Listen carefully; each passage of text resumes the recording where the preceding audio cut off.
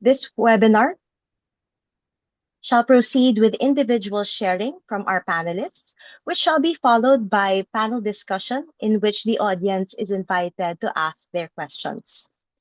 For the first part, our invited panelists will share about their experience in their sustainability journey, which include the challenges, key strategies, and notable successes.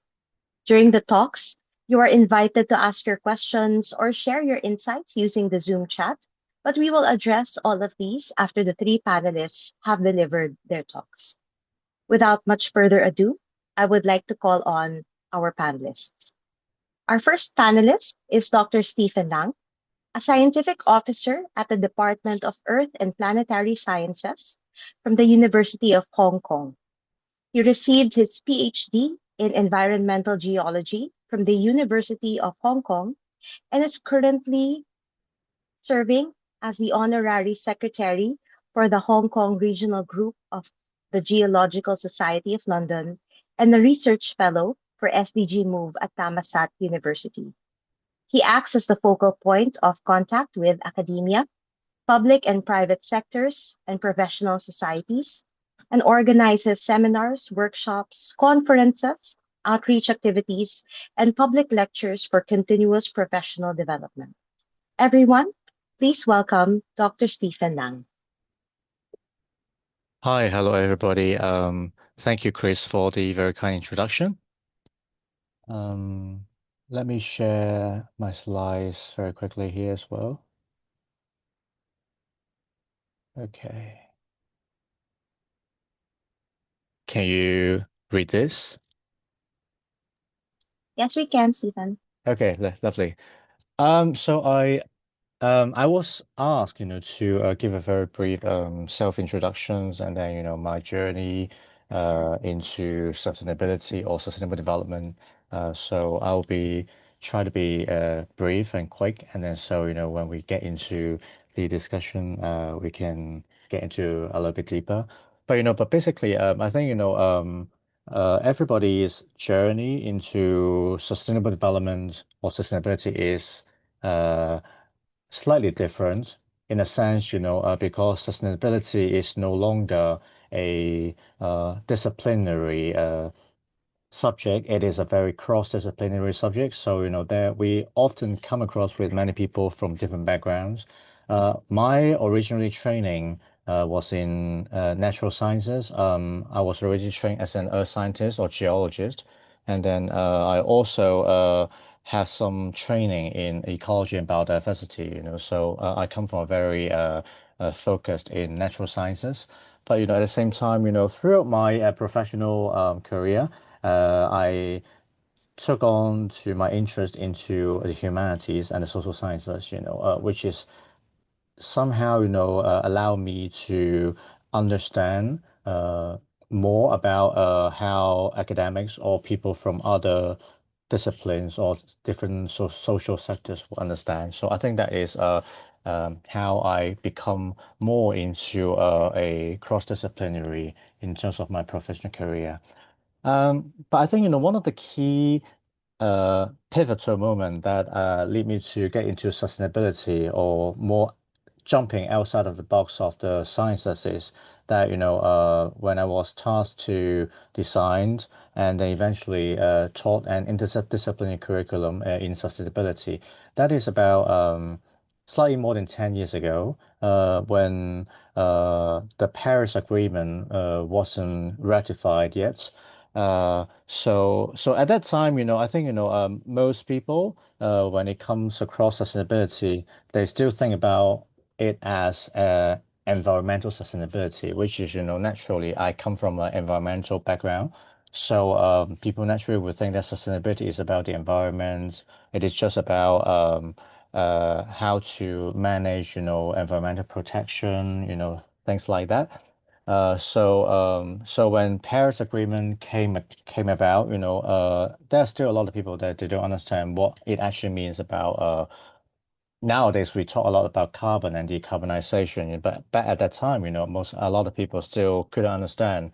Not just, within academia, but also, across the societies. Um, But also, that is one thing. Sustainability can be a very arbitrary, can be a little bit abstract, for some people. So then, at a similar time of the Paris Climate Agreement, the UN re-ratified the SDGs, previously called the Millennial Development Goals. So they're renewing their commitment, but of course, with a slightly different approach, so that's why, nowadays when you talk about SDGs, you have quite a lot of people, they know that, oh, there's like 17 SDGs, or maybe there are more than 150 or 60 specific targets you want to meet, right? So, I got into the role of SDSN Hong Kong network manager before. And then so that is how I eventually look into the SDGs and how we can actually understand there's so many SDGs and many targets underneath the SDGs. Um, Talking about the mobilizing SDGs, because my natural focus would because I come from a very natural science background, so I would mostly coming from a very science communication perspective because that is how I bridge out to people from outside of my disciplinary training. Um, but like mostly, I would throughout my professional career, I have two major groups of people that will, well, I try to separate them into two different groups of people. One is the lay public. When I say lay public, doesn't mean that they're not educated. It just means that, let's say you are an entrepreneur, but you're not trained in science. So that's how I call them the lay public. Doesn't mean that the lay public can be specialized or an expert in their own right. So, through these, I have to, I know naturally, communicate with a lot with the lay public, not just about the adults, but at the same time, the students, it can be a university students or can be much younger students or kids. Um, through lectures, through workshops, but at the same time, for the general public, which eventually will leading to more like radio programs and stuff like that. But at the same time, it's not for the learn community, like the academic community. Uh, we can still be a lay person to another discipline because since, I'm not trained in social sciences, so naturally I'll be seen as a lay person in social sciences, but in terms of that, right, talking to people from different disciplinary background is very important, particularly, through some nowadays there are more international conferences. They are increasingly cross-disciplinary. And of course, right now, when it comes to research initiatives, there are more uh, something like that as well. Particularly, when it comes to how some natural environmental phenomenon, will impact, the well-beings of the human societies. So naturally, in my focus, when it comes to the transformation, sustainability transformation, I'll naturally focus on education and I'll also focus on energy. When I say energy, I don't actually just mean about, power, but also coming from geology background, I look into how raw resources like mineral resources or maybe, of course, naturally, oil and gas, would play a role in the contemporary time, particularly, that energy has always been a very heated topic, to talk about when it comes to SDGs. So again, very briefly, what's the journey, right? Through the journey, there are many challenges. I will say, when I say, my major focus will be communication. My major challenges will also be communication, because oftentimes, every disciplinary sector, they have their own language. When I say language, I don't mean like Tagalog, and I don't mean English. I mean like professional language. Let's say, I speak a scientific language, but when it comes to some people, maybe, they are dealing with like finance, they speak the numerical languages, which sometimes, they deal with different issues of daily life. And then how can we bridge that understanding? I think that is I come across a lot, with that challenges. And of course, when it comes to SDGs, how we can understand the SDGs, how we can localize it. Again, I think we have talked a lot about, localization of SDGs because if you cannot understand wide enough about all kinds of issues, you might uh, difficult to actually try to think about, how what the local situation is, and then so without a thorough understanding of the localized situation, it is sometimes very difficult to actually ask for financing, to do some projects, because simply your stakeholders, other people of the societies, they can understand, and then so it is not easy, to do the convincing job, But of course, right, easy said than done. The strategies in terms of basically, I think everybody has to do one step forward, move towards each other, try to have a better understanding, try to speak each other's language, try to be in each other's shoes, and then of course, right, everybody, like interdisciplinary, cross-disciplinary teams, usually we'll try to have a coming from a different perspective, we try to identify different gaps in the societies. And then of course, right, the most important thing is, how can we can be like in a win-win situation, we can establish a common ground such that, we can push for the projects.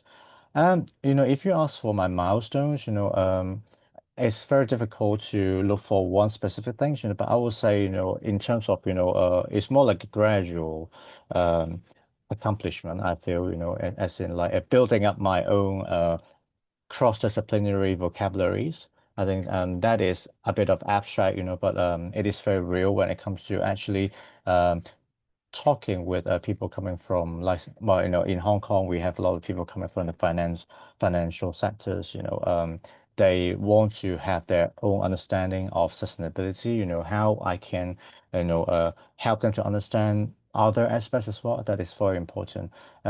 Also, in academia setting, continuing more scholars becoming more conscious about, somehow, they have to get out of their own disciplinary boundary, as in because they realize that the society, so also the funding mechanism, is encouraging a lot more scholars, to work with people coming from different uh, disciplinary sectors. So that is what I see my SDG journey so far, and I wouldn't say I have been very successful in mobilizing SDGs because an SDG is huge, but I think like it's every little step matters. So yeah, thank you. Thanks, Stephen, for your sharing. It was really great to see and hear how you dabble between the two worlds, the natural sciences, which is what you said, your background, and the social sciences as well in the pursuit of the SDGs. And I think one of the things that I saw that was most striking in what you shared with us was, there is that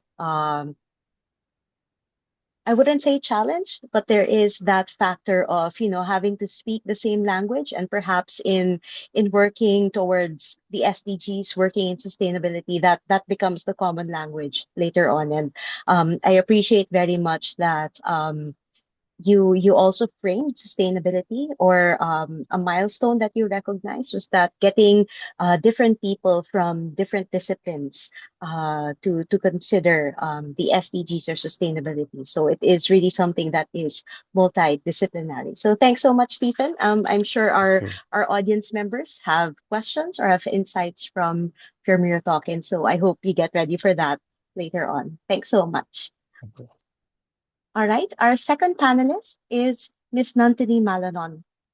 She is the country manager of Sustainable Development Solutions Network Thailand. She also currently serves as the deputy director of the Center for SDG Research and Support, commonly known as SDG Move at Thammasat University, Thailand's first dedicated think tank focused on advancing the Sustainable Development Goals. Her work focuses on mobilizing a growing network of universities, research institutions, and think tanks to collectively drive progress on the SDGs. Her overarching vision centers on empowering citizens through civic engagement, promoting inclusive participation, and advancing sustainable development through collective action. Friends, let's all please welcome Ms. Nantani Malano. Thank you, Chris. And hello, everyone. Let me share that slide.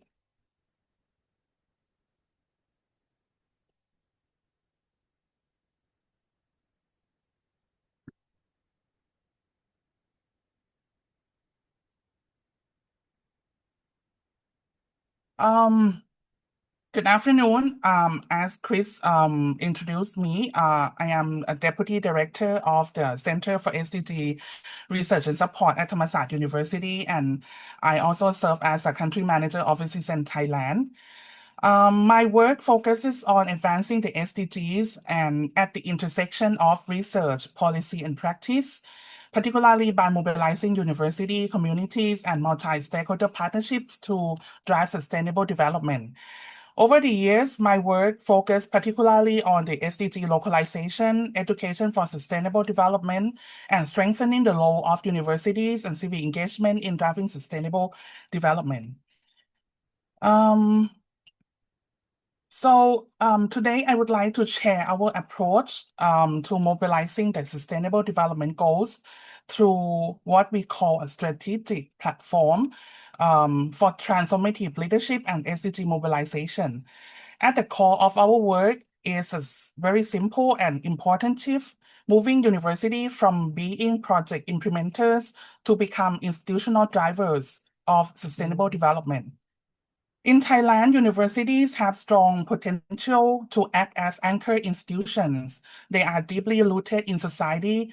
They produce knowledge and they engage with communities. But to fully realize this role, we need to connect three elements: leadership, learning, and local action. Our work focuses on three key areas. Number one is education for sustainable development. Number two is area-based SDG localization. And number three is volunteerism and civic engagement. Together, these form the foundation of how we mobilize the SDGs through universities. So let me start with our involvement and focus areas. Our approach has evolved from supporting individual SDG-related projects toward building a more integrated system-level platform. We begin by working closely with university leadership, such as presidents, vice presidents, and senior executives, because we believe that meaningful SDG integration requires institutional commitment, not just isolated initiatives. From there, we focus on three interconnected pillars. The first pillar is education for sustainable development, or ESD. This is about embedding sustainability into how universities teach and learn through curriculum, pedagogy, and especially transformative and experiential learning. The goal is not only to transfer knowledge, but to develop students as agents of change. The second pillar is area-based SDG localization, using what we call an SRI approach. SRI stands for research, science, research, and innovation. Here, universities step beyond campus boundaries and work directly with local communities. They use data, research, and co-design processes to address real development challenges at the provincial level. In this sense, universities act as anchor institutions for local SDG implementation. Third pillar is volunteerism and civic engagement. This connects learning with action. We mobilize students and communities to engage in real-world SDG activities, strengthening the relationship between university and society while also enhancing exponential learning. Through these three areas, we are trying to reposition universities from knowledge producer to active mobilizers of the sustainable development. However, mobilizing the SDGs in our context comes with several challenges. The first challenge is fragmentation. Many SDG initiatives are still implemented as standalone projects. They are often short-term, disconnected, and not integrated into the broader institutional strategy.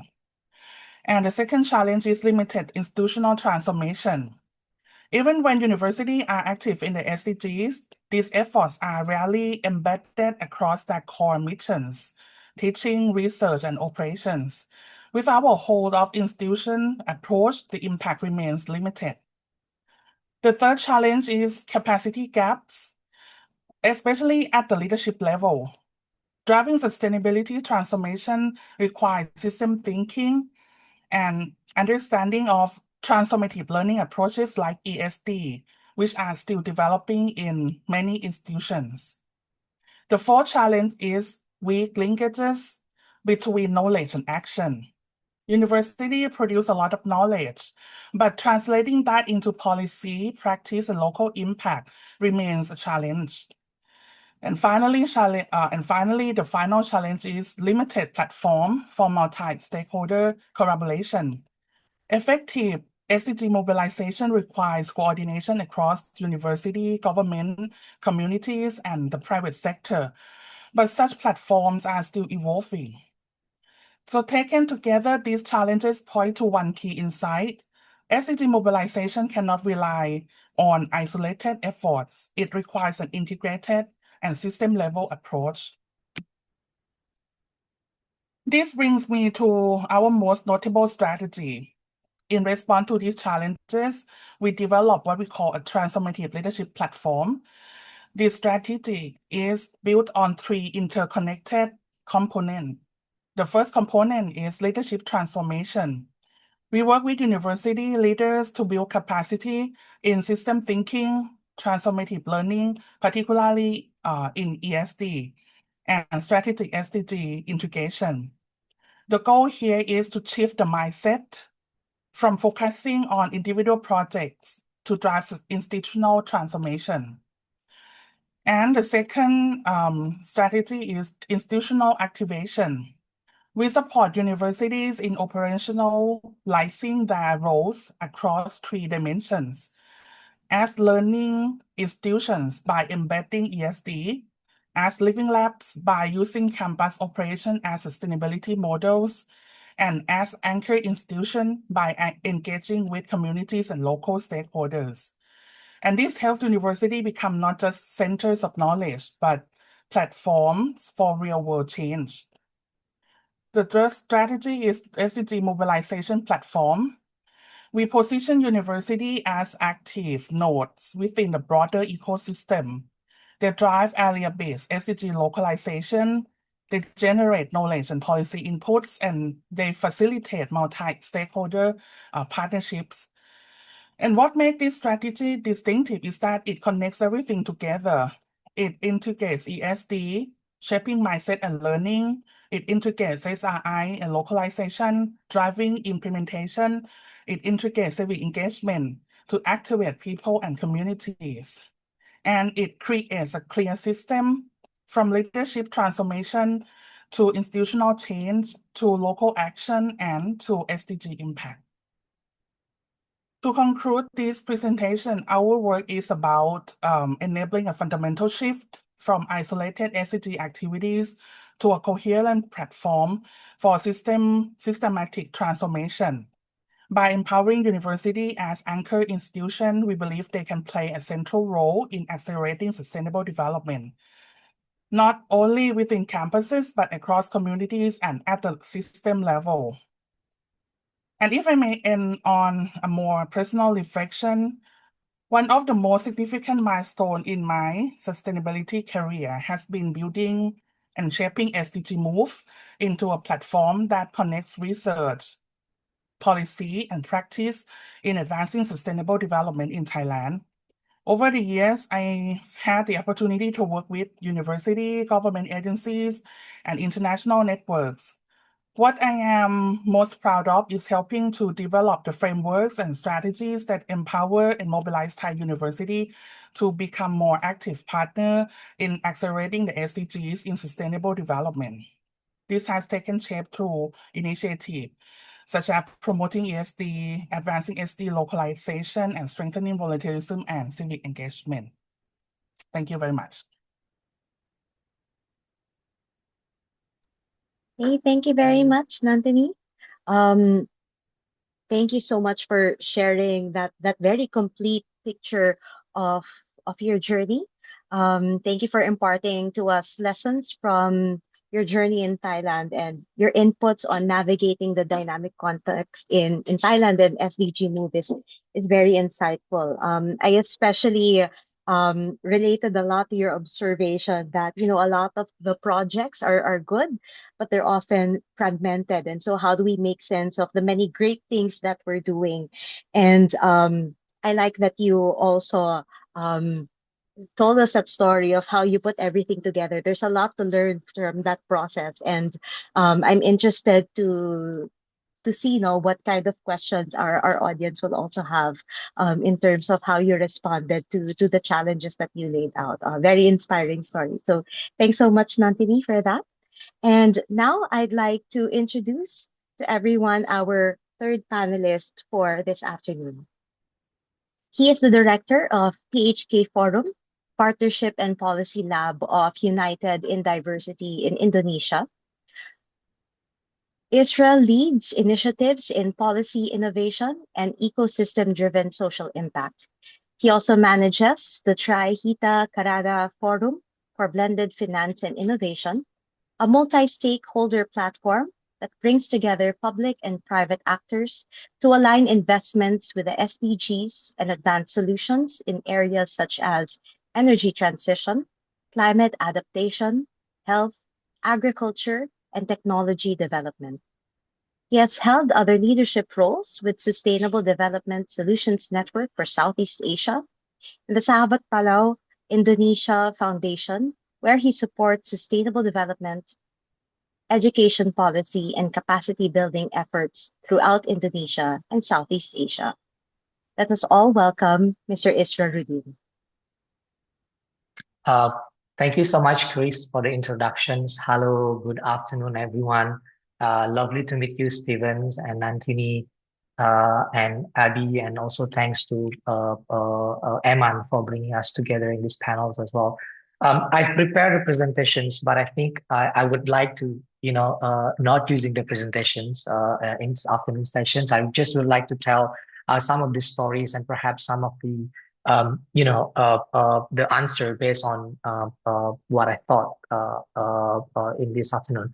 I know it's afternoon sessions. Everyone are looking for their lunch, preparing for the lunch. In Jakarta, we just started the lunch. I have my lunch in my tables right now, so I'm trying to I think shift this from the presentation to more like a storytelling part. So I would begin through perhaps the journey to sustainability. So a little bit of my background. Before I worked in these foundations, I co-founded another foundation outside of my work called Sahabat Pulau Indonesia. Loosely translate means Friends of Islands.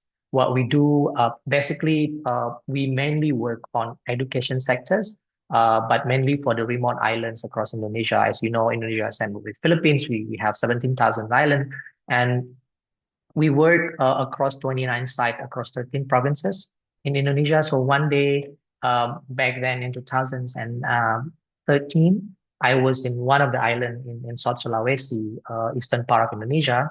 We just finished wrap up our education sessions with the kids there, and then it's like a very clear, crystal clear beach. And then after our session, there's one older man with a big box of trash, and he threw the trash to the sea, the very clear sea and nice beach, and I was like, wow, like it happening in front of the eyes of the kids that we just thought that, hey, you have to protect the environment, you have to protect the sea and so on. But then he saw that event happen, and it was a life-changing moment for me, because why? Because and then I realized that the peoples in the remote island, at least in some case, in some part of Indonesia, in most part of Indonesia, used to throw the trash to the sea because they've been throwing trash to the sea for generations. But the problem is not the type of trash. Back then, they used to, the trash they throw it to the seas, organic trash, right? Like a leaf and this thing. But now the one that they throw is the plastic. Then I realized that it's not about the problems, but it's the problem are very much more structured problems, right? Because at the end of the day, at that time, the approach that we are doing with the Sabbath Follow Foundation is we see the problem and then we basically raise awareness of the problem. Say, hey, you cannot do this and cannot do that. But then I realized there's a more fundamental challenges than just doing the programs, right? We have to analyze like what are the root cause of the problems.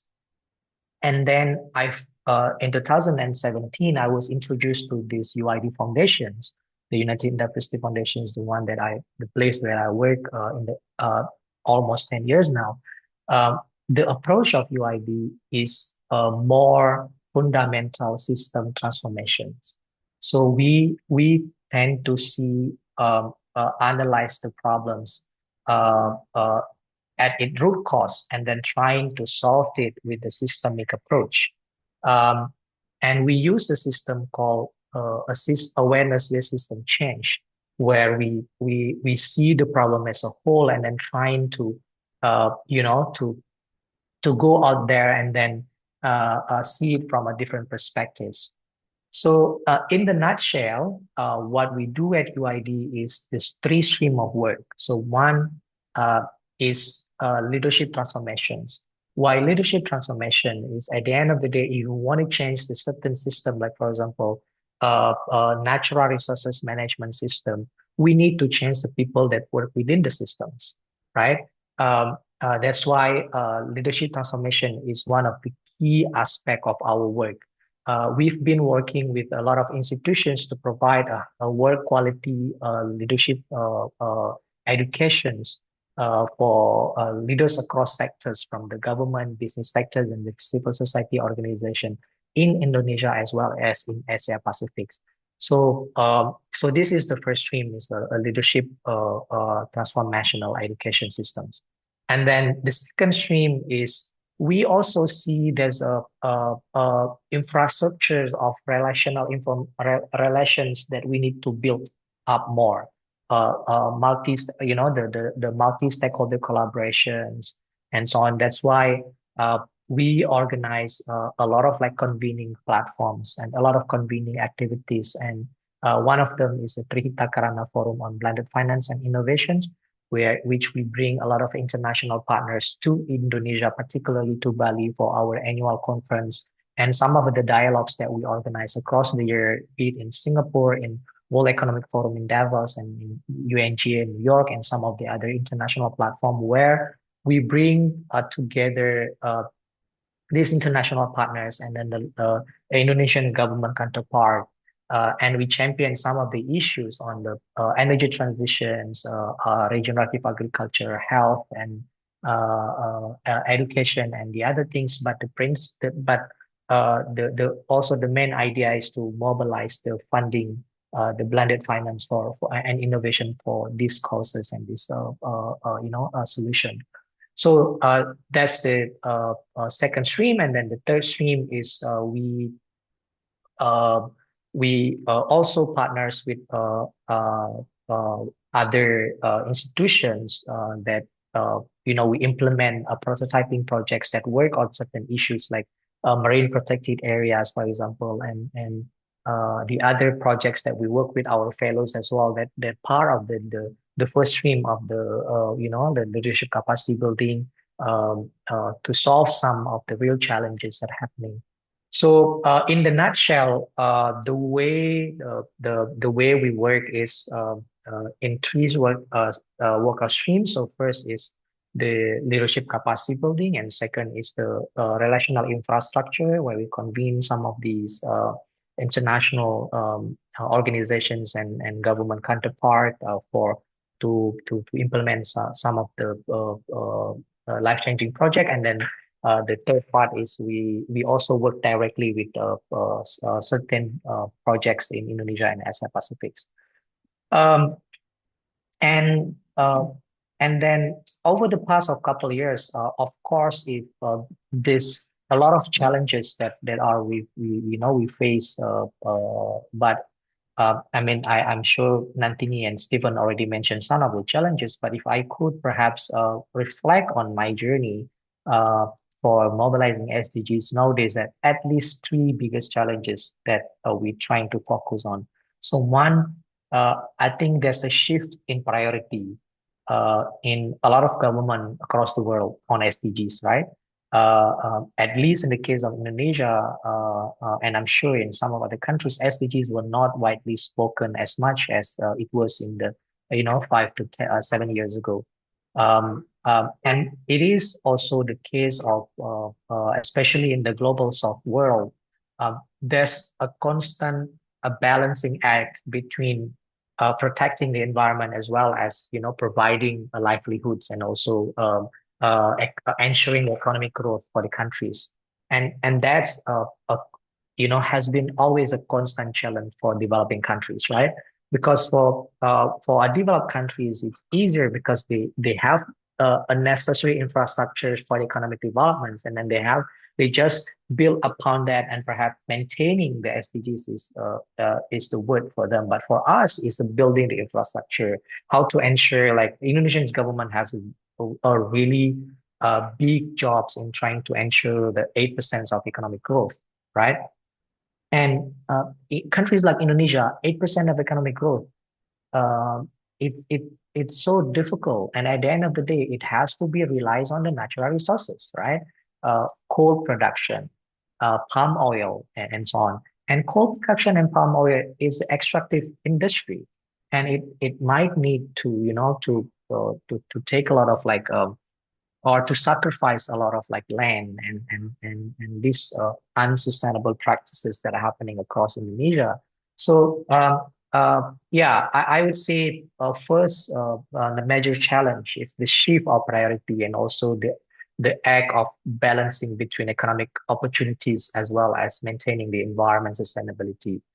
And the second, I would say it will be as Anthony mentioned, a multi-stakeholders approach, right? There's a lot of silos approach in this process. Government, they have their own agenda, business have their own agenda, as well as the civil society have their own agenda. And oftentimes there's no trust in between of these stakeholders, right? Government would always say, "Oh, we are doing our best," and so on.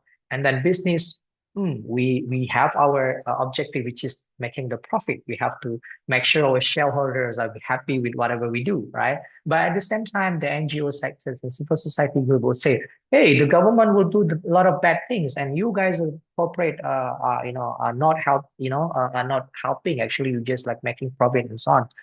That's why the organization like UID are sit in between of those three stakeholders. That's why our main objective, actually, the visions that we wrote in our logo is building trust for our common features. How to basically work with these three stakeholders to perhaps like build trust between those three partners. I'll give one of the examples of one of our approach on the IDES program, our flagship program called IDES that we work with MIT Sloan School. Back then in 2016 and 17, there's the one issues that we're trying to approach is about the social forestry.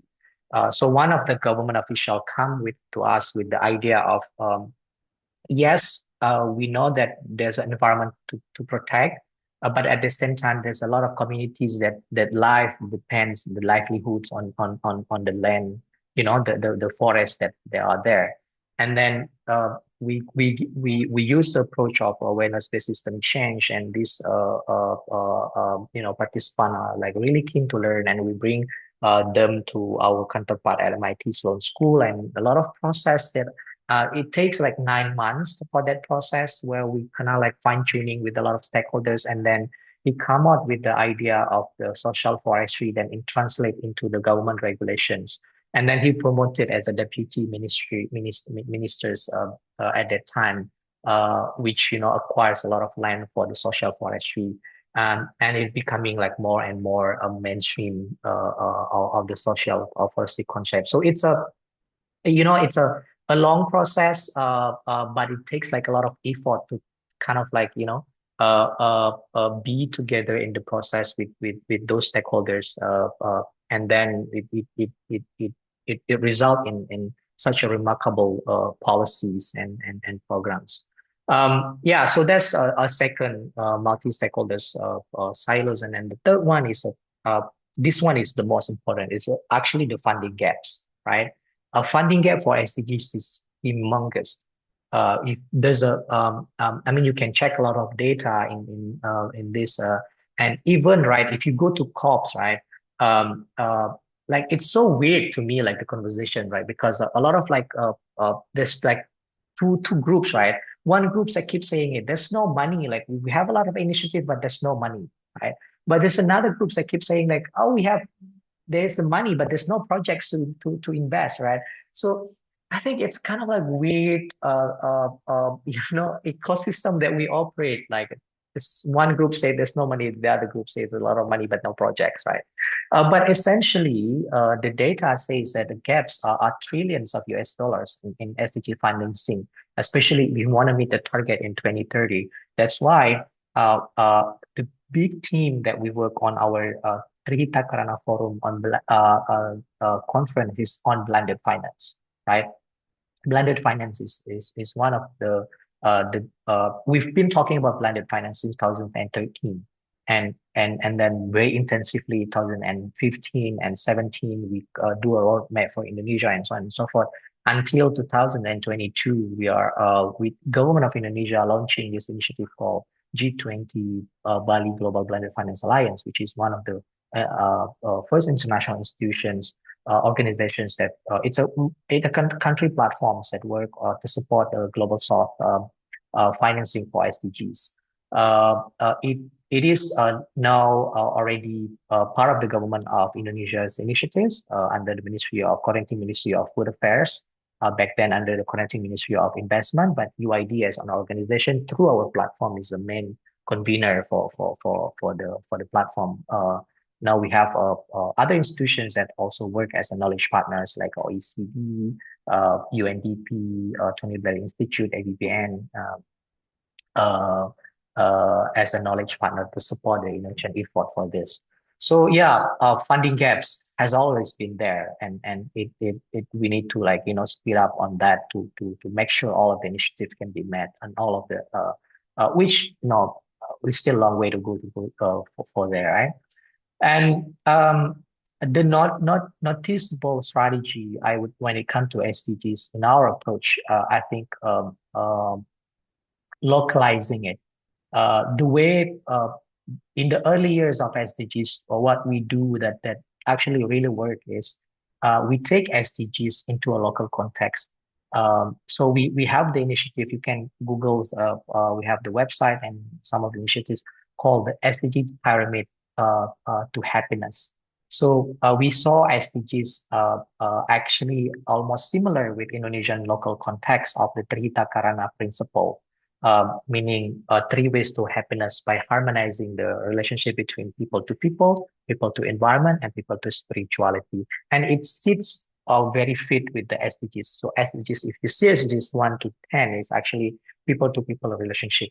SDGs 11 to 15 is people to ecological, and SDGs 16 to 17 is people to spirituality. So we use a lot of the local context to it. We have some initiatives that are promoting a Balinese local initiatives, a Balinese initiative of Nyepi. So this in Bali, there's one day where 24 hours you cannot like go out. There's no electricity and so on and so forth. We have an initiative called Trihita Karana Universal Reflecting Journey. It's a big international like reflective conference that we held annually to actually promote those like a day to pause and to reflect on the current state of the world, on the world and so on. So yeah, that's one of the key feature is to like really localize for local context. And then second, that I think work is because we are on the convening side, we mainly work with the government of Indonesia to help proceed and help maximize the impact. Like the G20 Bali Global Blind Finance Alliance, we work with the government of Indonesia, so then the government can take a lead in champion this, because at the end of the day, we are a non-profit organizations. We don't have enough capacity to kind of like leverage this, especially if you want it to be like a country platforms. Some of the countries already joined as a membership for this G20 GBFA. And yeah, and perhaps the questions on what the most I think fulfilling work that I've been doing in the last 10 years. It's a lot of because I'm working across a different department, because especially in partnerships, right? There's a lot of like um I'd say amazing initiatives that have been working in the last 10 years. But if I could choose two or three, perhaps one is a happiness festival. So we organized a happiness festival us in 2017, 18, 19, 20, so 4 years. Um, uh, it actually like promoting sustainability and SDGs, but through a very nice festival, sustainability, we call it happiness festivals. It draw over like 20,000 participants in Jakarta in one single year, and it's such an amazing initiative. It involved like 200 stakeholders together on the 2 days festival, bringing a lot of like feasibility to a lot of like amazing product. I saw some of those that as a seed in our festival now becoming a really nationwide initiatives that are really famous and bring a lot of good impact. So I would say, personally, I'd say this Susan Happiness Festival is one of the most fulfilling work that I've been doing.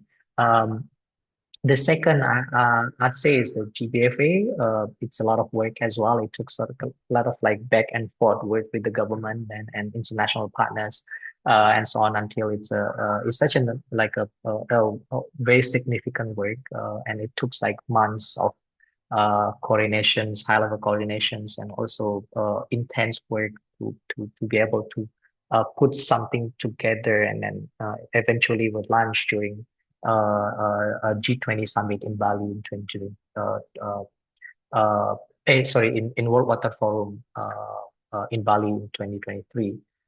And of course, as a lot of like other examples, like impact that we also bring in together over the past couple of years in my role as in United Diversity Foundations.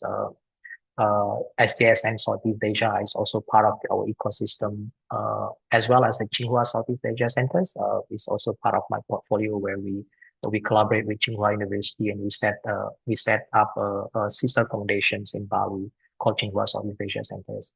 I would love to end my session with reflections. I think in my journey, I had a privilege enough to be in this space, in this field, because I think it's a constant act of balancing between, making an impact to community, but at the same time support our livelihood as well, as in the sense of like put the money on the table for my families.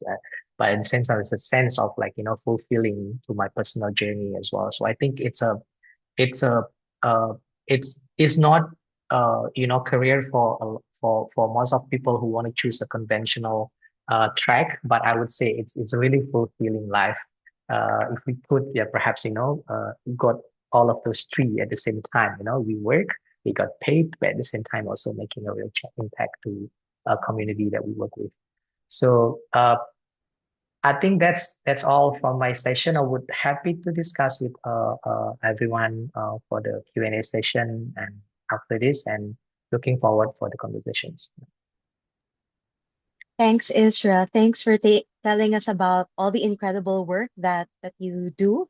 And I think truly, if you listen to the stories and the journeys of our three panelists, there's a lot that they do in the different fields that they're in and the different circumstances they find themselves in. And I'm sure that our audience have a lot of questions.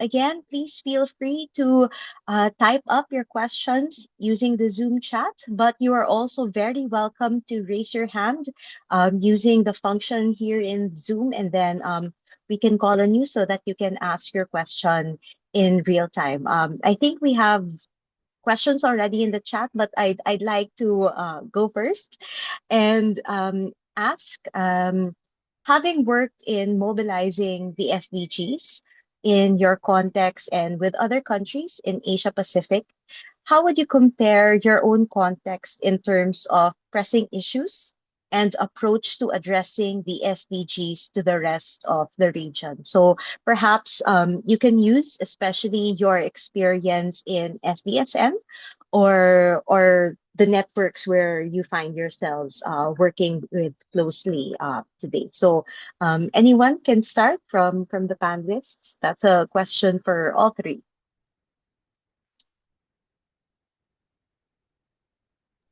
May I start first? Sure, Nantini, thank you. Okay.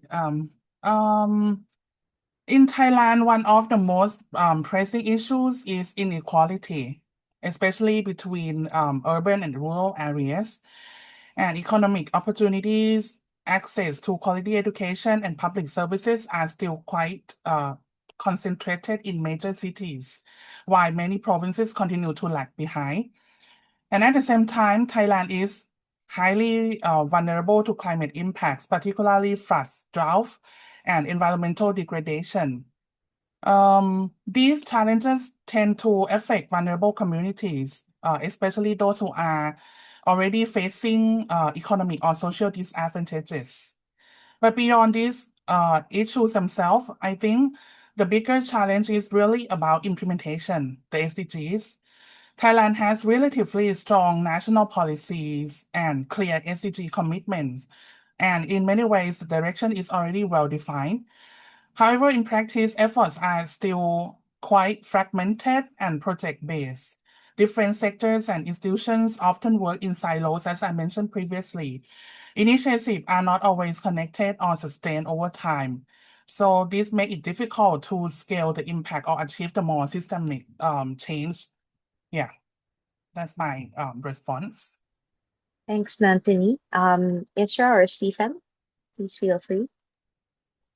Yeah, I can share a little bit. Um, Again, right, I agree with Nantini and Isra in a sense that, well, oftentimes, when we decide what is more important, it has a very strong cultural and socio-economic context to it.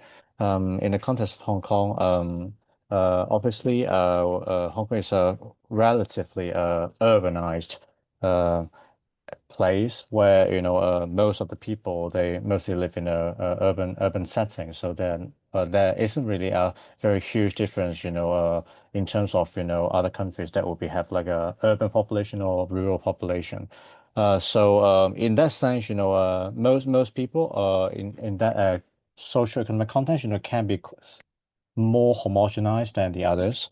And one of the key problem we're dealing with is naturally, aging population. I think, this is not necessarily just like in a global north or global south issue. I think, we all suffer somehow in a sense, right? But the context, here is, we have like a lower birth rate, and at the same time, somehow, you can say it's like a well, we try to improve a lot more about our medical healthcare service, but at the same time, because I don't know if you probably might not may heard of it, we have like a um longest longevity in the world, the population in Hong Kong. So both male and female, they can be on average and can live up to 84 years old. So that is a huge financial burden, fiscal burden for the government, and then so it has a lot to do with how we look into our social welfare policies, and then so it's not just about healthcare, but at the same time, how other policies that were leading to the education. So, naturally, we have a very strong priorities towards, how to improve the more like the soft infrastructures, if you want to put it that way. Because Hong Kong is compact enough that, we have the infrastructure fairly established in a sense that we don't have to put into a lot of resources in like connecting uh, cities and villages in different areas so that's how we know we somehow have a different setup in a sense how we can use our fiscal budget. So yes, I would say education is something we we talk about the same thing but somehow our approach to let's say probably the Philippines or Thailand, Indonesia will be slightly different because of the composition of the population. Thanks, Stephen. Israel? Yeah, I think Indonesia, in some contexts, there's a few things that make it different. One is the geographic locations, right? It's quite a challenge in itself, especially I've been working a lot in the remote islands across Indonesia, and so the challenges that faced by those remote islands, who it took 24 hours to get there, is completely different in the challenges in Java. The, and then the highly decentralizations of government is also another challenge, right? Maybe it's a bit different with Thailand and other countries where it's more centralized. In Indonesia, and when we talk to SDGs, the level of the quality of implementation will be completely different. It's in compare the one in Java Islands and the one in West Papua, for example, or in the province of like North Sumatra or something like that. So I think how to make sure the level of implementations and adaptations of SDGs and the sustainability related policy to the local government in the more centralizations process, it's very challenging. And we're talking about like 280 million people across 17,000 islands. It's a challenge by itself, right? And if you see VNR and all of the voluntary national report, it's mainly being reported by in the big cities itself, right? By some of the big agencies that only focusing on a limited amount of areas. So that's one. And then the second, I would say it's now if you're familiar with Indonesia context, we have a major initiative called Makan Siang Gratis, or like a free lunch. So government have committed to provide a free lunch for all of the kids from uh, uh, nursery to like senior high school. And the cost of the project, the cost of the project is humongous. It took like uh, I think it's almost 11% of our national budgets to like one program, and it's huge, right? So then it has a lot of consequences for the other existing initiatives from the research and developments and educations and uh, like a lot of like other ministry national budget that have been put in place are being disturbed by this new policies of the free lunch, which very questionable objectives and outcome. And then I'd say that the next challenge is uh, the alternative economic opportunity to the current big industry of like palm oil, for example. 3 weeks ago, I was going back to my home province of Aceh, and I took like a 3 days road trip from Aceh to Jakarta. It's 2,500 kilometers. And the amount of areas that have been passed through with like a full pledge of palm oil plantation is like humongous. Like I can't believe I see this. Like it's the hundreds of kilometers like full palm oils, like complete palm oil. So But then I can't blame it because it also have grows the economy, right? I saw like a lot of like areas like new small cities were being developed across that palm oil areas are actually from the palm oil money, right? Even in my home province, my own families we used to be a farmers of like many different things, right? Nutmeg, from nutmeg, and this a few different things when I was a kid. But now, almost all of my families are transformed, like already, like being shifted into the palm oil. At some point, I would argue with my mom and with my brothers. No, we cannot do it. Even I was forced to invest in those things, but then it's my own choice, right? I couldn't. But then there's no other option because we used to a lot of those things that I mentioned, like nutmeg and this kind of like products that my family used to grow has a very unstable price. At the end of the day, a lot of families who like not in the palm oil will like you know not necessarily get their investment back if they are not planting palm oil. Somehow the system is like force them to kind of shift into palm oil. So I think the next challenge is how to make sure there's an alternative industry that people can Mm. also make the money and living of not depend on this destructive or like not necessarily good industry to begin with, and to protect the environment. The impact is already there in my home province. There's huge flood that happening back then in November's, which we disrupt a lot of like industry and economy, and it's a nationwide disasters, right? It's a heavy flooding that happening, and it's also due to this kind of activities. Um, yeah. Okay, thanks. Thank you for answering our first question. We have a couple of questions already in the Zoom, so I'll get started with them. So we have a question here from Charlene Pamplona. Their question is, how is SDSN supporting countries in balancing economic growth with climate resilience? So if anybody would like to tackle that question.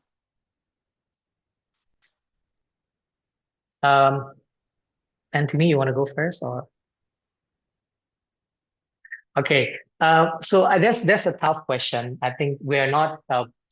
Um, that's a tough question. I would say, at least in our approach as SDSN Southeast Asia and United University Foundations, we in with our convening platform of Trita Karana, right? We champion and mainstream the idea of blended finance for innovations. We help uh, uh, to mobilize funding for certain activities. One of the output outcomes of our platform. There's SDG Indonesia one, which is one of the first projects in Indonesia to finance the SDGs initiatives led by the PTSMI, one of the state-owned enterprises. So that's the way our approach, one of our approach in mobilizing this financing for certain projects to help, provide a more economic opportunities for certain communities. Um, um, the other initiatives that are quite interesting as well is Blue Halo S that are launched during our Trita Karana Forum in 2022. That are, we partners with CI, actually led by CI, Conservation International. It's about marine protected areas to help to increase the harvest of the local fishermen in West Papua. So basically, through our international convening platform, we help support and mobilize some funding to support some projects to provide more alternative economic opportunities for local communities. On the other hand, currently I'm working also with the projects, the program of that help translate research into industry collaboration. So it's like university industry collaboration. So we work with one of the Chinese company to provide like to basically collaborate with the university to translate some of the research into like a more implemented project within the company that can support like more talents as well as provide more jobs for the local communities that are impacted by certain uh, that these companies are working on. In our case, it's a few different uh, uh, initiative, I would say, but essentially is to how to mobilize these partners and resources to support and to provide like a economic opportunity for local communities through the project that we work with. Again, at the end of the day, we are not a project implementators, so we're not like in most cases we are not implementing the project by ourselves, but we are mobilizing this different resources so then the project can be implemented and lead by certain organization. And in some cases it's the government led, and in some cases it's a other institutions like be it a corporation, also the different institution. Yeah, maybe that's my answer to that question. Thanks, Isra. Um, Nantini, would you like to answer? It's okay. Thanks. It's very, yeah, thank you. It's very difficult questions like Isa mentioned. I think I will try by um wrapping around my experience and my lessons through our works around the SDG mobilization, which is I think the balancing economic growth with climate resilience is also essential for SDG mobilizations. So I have learned a few significant lessons through this year around the SDG mobilization. The first is that the SDG mobilization is not just about implementing, the projects, as I always said. It's about enabling systematic and institutional change. It means that we need system thinking as well. I think this is the foundation of this kind of sustainability. So without that, impact tends to remain fragmented and short term. That's, I think, the first thing that I've learned. And the second thing is that leadership matters. Leadership matters a lot. So we need to engage with decision makers and building their understanding of system thinking and transformative approach, and make them understand that it's critical to moving from intention to real change. Another thing is that I've learned the importance of connecting knowledge with action. Research and policy are important, but they need to be translated into local context through partnerships and co-design with communities as well. And the last thing is that SDG mobilization requires continuous collaboration and trust building across sector. Trust is, I think, the critical factors for collaboration, because there is no single actor that can drive this alone. It's so big, it's so huge and very complicated. So the progress depends on how well we can align different stakeholders around the shared goals, which is the sustainability or sustainable development. Yeah. Okay, thanks, Nantini. I'm told that we don't have a lot of time left, and I'm quite sad because I love talking to you. But we have a lot of young people in the audience this afternoon, and so perhaps we can close up our very short discussion with one line from each of our panelists. And the question is, what message do you have for the youth who are exploring a career in mobilizing the SDGs? So I'll give you maybe one or two sentences if it can't be captured in one. So perhaps you can begin with Stephen. Well, I'm not sure I can do it in one sentence, but I think, it is important to have a specialty, a specialization. And but fundamentally, I think it is important to recognize that it is okay to be different. It's okay to have a diversity, because after all, if everybody's doing the same thing, that which means that there are a lot more other things that haven't been done. So, it's definitely okay to do something different, but at the same time, try to also work with other people, and then, try to understand each other's in a way that how to bring the expertise, and all these resources together, for uh, helping a project to be successful. Yeah. Fantastic insight, Stephen. Thank you. Like really find your niche and work from there. We can be different. Thank you. Isra? Yeah, I think it's a hard question, but I would say maybe um, do it by your heart. I think it's the most important because career is something that you wake up in the morning and you do this, right? Like you wake up every day in the morning and then you think about it.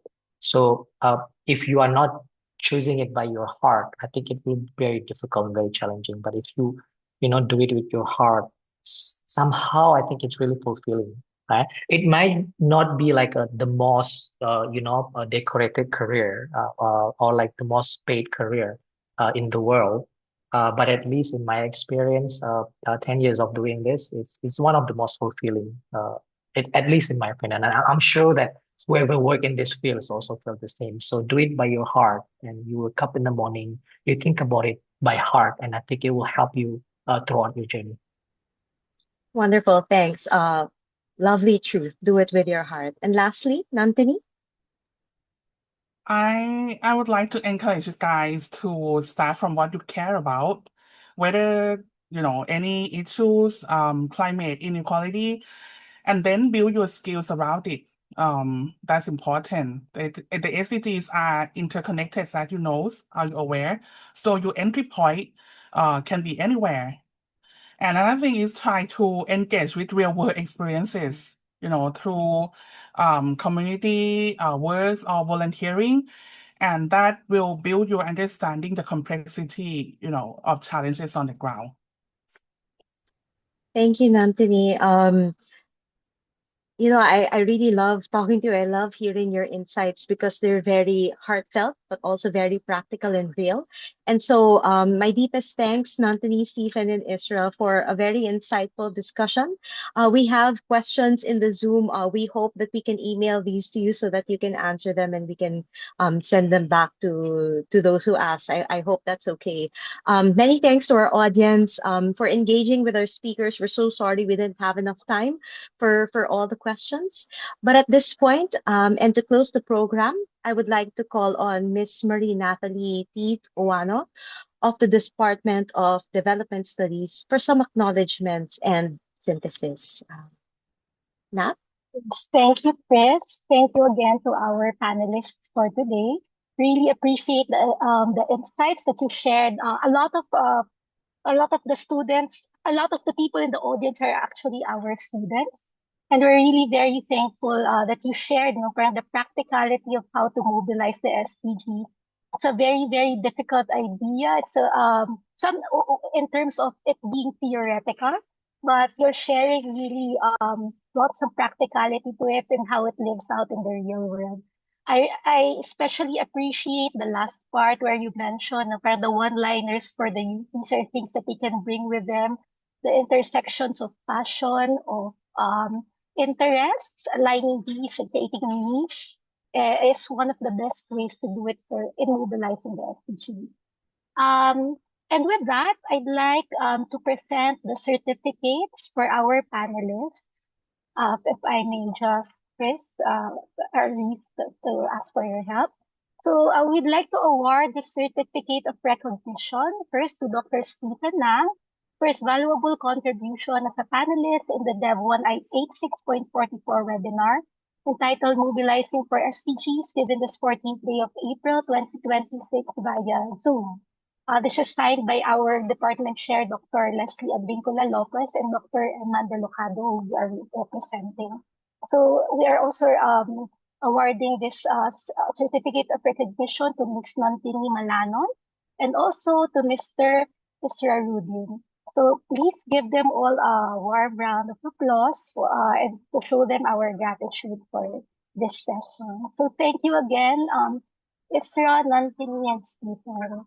Maybe Chris and to the audience, maybe we could just take a group photo with our panelists. That's okay.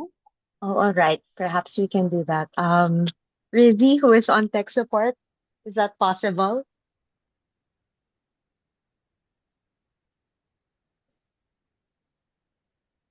Okay, everybody is turning on their cameras. The prompt is so natural to us. Okay. All right, Miss Rizzy, if you can prompt us. Okay, Rizzy is just setting up because we have about 144 people here in Zoom. So okay, everybody please prepare to be smiling for a while. Rizzy? Hi, everyone. Okay, I'll start with the first page. But everyone just smile because we don't know what page you are in. Okay, so start now. 3, 2, 1, smile. Okay. Now for the second page, 3, 2, 1, smile. Okay. Page 3. To those who can't open their cameras, you can just put on a reaction. Okay, 3, 2, 1, smile.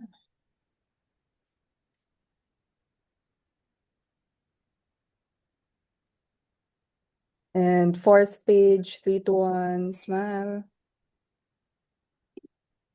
And last, 3, 2, 1, smile. Okay. All right. Thank you very much, Miss Rizzy. Miss Nat, do you have any Yes. reminders or anything? Before we forget, I'd also like to thank Ms. Chris Lakdao Umali and Ms. Rizy Rapada for being with us this afternoon, for hosting and assisting us with this event. For our students, we'll just give reminders via Canvas message. Thank you very much, everyone. Thank you, Ms. Chris and Rizy.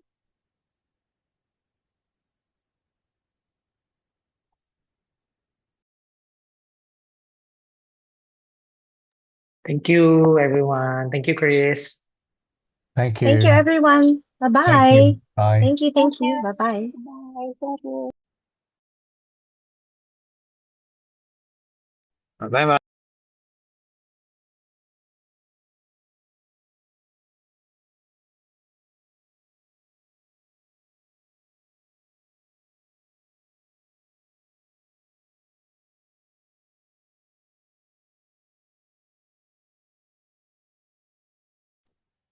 Hello,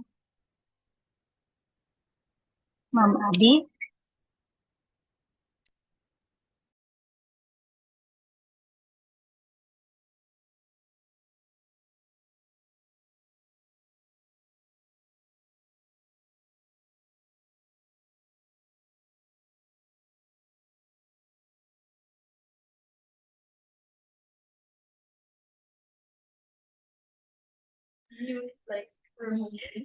Thank you so Hi, much. Ma'am Abby. Thank you. Sobra. Us that.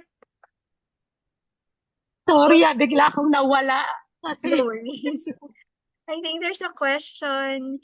Um, we'll ask po Doc Eman if this video can be posted online so that you can review it later on. Thank you for the question. Sige. So for everybody else, thank you for joining us this afternoon. Enjoy the rest of the day. Bye, everyone.